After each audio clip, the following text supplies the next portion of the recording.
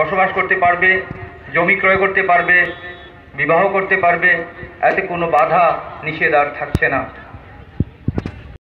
অর্থাৎ চকলেট, আমরা চকলেটটাকে মিষ্টি বলি।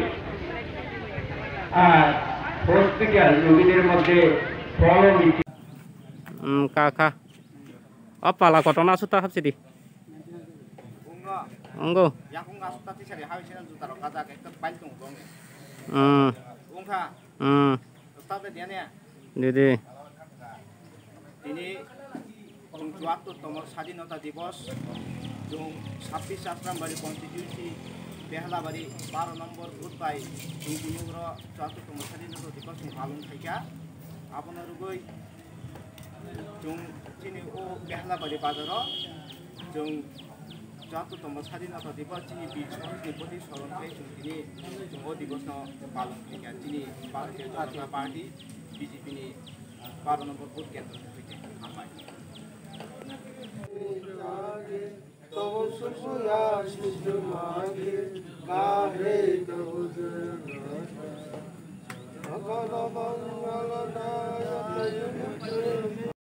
অর্থাৎ চকলেট, আমরা চকলেটটাকে মিষ্টি বলি।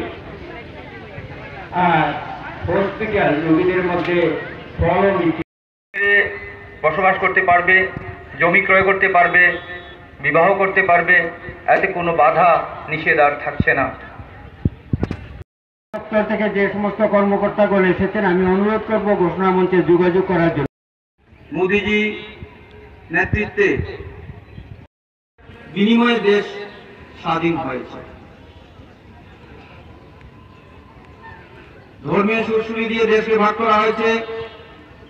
হিন্দু মুসলিমদের মধ্যে সাম্প্রদায়িক উচ্ছৃঙ্খলতা তৈরি করে ভারতবর্ষের একটি অংশ পাকিস্তান হয়ে গেছে। বলা হয়েছে মুসলিমদের জন্য পাকিস্তান, হিন্দুদের জন্য হিন্দুস্তান। কিন্তু বাস্তবে হয়েছে কি? হয়নি। আমরা হিন্দুস্তান বলি, কিন্তু আমাদের কান্ট্রি সেকুলার কান্ট্রি, আগের মতোই ভারতবর্ষ। সর্বধর্ম সমন্বয়ে ভারতবর্ষের লক্ষ্য। এখানে সব ধর্মের লোক বসবাস করবে, বিভিন্ন ভাষাভাষীর লোক বসবাস করবে, এতে কোনো বাধা নেই। সেকুলার কান্ট্রি, সংবিধান অনুসারে ইউনিটি ইন ডাইভার্সিটি। আমাদের গর্ব, আমরা ভারতীয়। ডাইভার্সিটি রয়েছে, বিভিন্ন ভাষাভাষী লোক, বিভিন্ন ধর্মের লোক ভারতবর্ষে রয়েছে। কিন্তু দেখা গেছে কি, এনআরসি চালু করে সেই ভারতীয়দের আবার বিদেশি আখ্যায়িত করার যে প্রচেষ্টা চলছিল, যেটা আমাদের মাননীয় ইন্দিরা গান্ধী একটা আইন পাশ করেছিলেন, যেটাকে আমরা কালো আইন বলি, যে 1971 এর পর যারা ভারতবর্ষে এসেছে তারা বিদেশি। সেই হিসাবে এনআরসি চালু হয়েছিল, ডিটেনশন ক্যাম্প করে আসামে ডিটেইন করা হচ্ছিল, শুরু হয়ে গিয়েছিল 71 এর পর যারা এসেছে। 71 এর পর যারা এসেছেন তারা সবাই বিদেশি। মোদিজি ভাবলেন এতে কি হবে? হিন্দুস্তান পাকিস্তান যখন হয়েছিল 1947 সালে, হিন্দুদের কি হয়েছে? পাকিস্তান থেকে চলে আসতে হয়েছে ধর্মীয় নির্যাতনের কারণে। 71 এর যুদ্ধের সময় যারা বাংলাদেশের পূর্ব পাকিস্তানে যারা ছিলেন তারা এসেছেন। এরা যাবে কোথায়? এদের যাওয়ার জায়গা কোথায়? অথচ এদের পূর্বপুরুষ স্বাধীনতা এনেছিল, এদের পূর্বপুরুষ জীবন দিয়েছিল। আজকে নাকি ওরা বিদেশি? কি করে সেটা হয়? তাই মোদিজি ভাবলেন প্রত্যেক ভারতীয় ভারতবর্ষে থাকার অধিকার রয়েছে, সেই কথা চিন্তা করে কি করলেন? সিটিজেনশিপ অ্যামেন্ডমেন্ট অ্যাক্ট হল। বিল আনলেন, পাস হলো,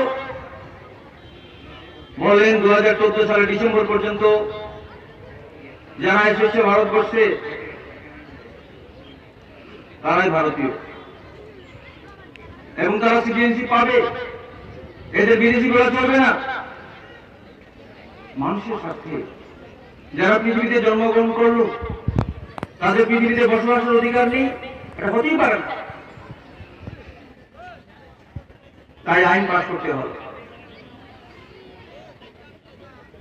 এইভাবে দিনের পর দিন ভারতের প্রধানমন্ত্রী, বর্তমান প্রধানমন্ত্রী মোদীজি এক এক করে চিন্তা করছেন, এক এক করে সংকল্প করছেন, এক এক করে পরিকল্পনা করছেন, এগুলি বাস্তবায়িত হচ্ছে দিনের পর দিন।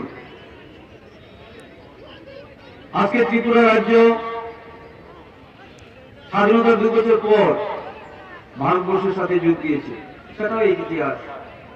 মহারাজা বিক্রম কিশোর মাণিক্য বাহাদুরের স্বপ্নের ত্রিপুরা, সেই স্বপ্নকে বাস্তবায়িত করতে চলছেন আমাদের মুখ্যমন্ত্রী বিপ্লব কুমার দেব। মাননীয় মুখ্যমন্ত্রী এক ত্রিপুরা শ্রেষ্ঠ ত্রিপুরা দিকে সেই ত্রিপুরা রাজ্যকে নিয়ে যাচ্ছেন। আমরা সবাই সহযোগী। ত্রিপুরাকে শ্রেষ্ঠত্বের মর্যাদায় নিয়ে যাওয়ার যে স্বপ্ন মহারাজা বিক্রম কিশোর মাণিক্য বাহাদুরের ছিল, সেই স্বপ্নকে বাস্তবায়িত করছি আমরা সবাই মিলে। আমরা আপনারা সবাই হাত বাড়িয়ে দিচ্ছি, সবাই কাজ করছি। এখানে ত্রিপুরার উপকার বিক্রম কিশোর মাণিক্য বাহাদুরের আমরা জন্মদিন পালন করি।